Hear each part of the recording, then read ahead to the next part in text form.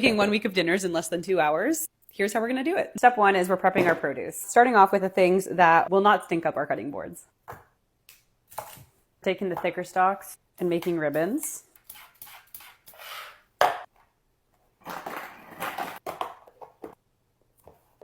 And then I'm prepping everything else in this bowl, which if you want to see the video for that, I'll be posting that tomorrow. But for now, our produce is prepped. If only it were that easy. Next, we're gonna prep our starches.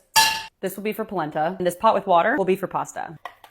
Oh, we're going with the 5-to-1 ratio for our polenta. So for 1 cup of cornmeal, we're adding 5 cups of liquid. For this, we're doing chicken stock and water.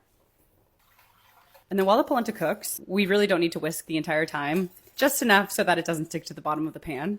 And then for cooking orzo, which is literally just pasta, we're just cooking that until it's ready. Now, one of the foundations for making a well-rounded week of meals is a good variety of sauces. And one of our sauces this week has walnuts in it, toasted walnuts.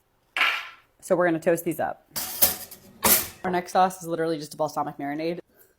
So we're just gonna cut so you don't have to see me make it. All finished. Push that to the side. Taking these toasted walnuts and turning them into a pisto. Not a pesto. Pisto. And the difference between a pisto and a pesto is that a pisto is traditionally made with basil, olive oil, and garlic. And then sometimes it's made with almonds, but in this case, we're using walnuts. And then for our last sauce, we're getting a hot pan. And once the mushrooms are mostly cooked down, adding oil, a spoon of soy sauce, generous pinch of salt. We're adding a tablespoon of butter, our diced shallot, a clove of garlic. And once all of that's cooked down, we're taking it, we're placing it in a blender or a container that you can use an immersion blender in. I'm going in with like a tiny bit of brown sugar, just for an added oomph. Kind of looks disgusting, but it's gonna look prettier throughout the week. And I already packaged up our sauces, but now it's time to label them. Perfect. And then we have to pack up our cooked starches.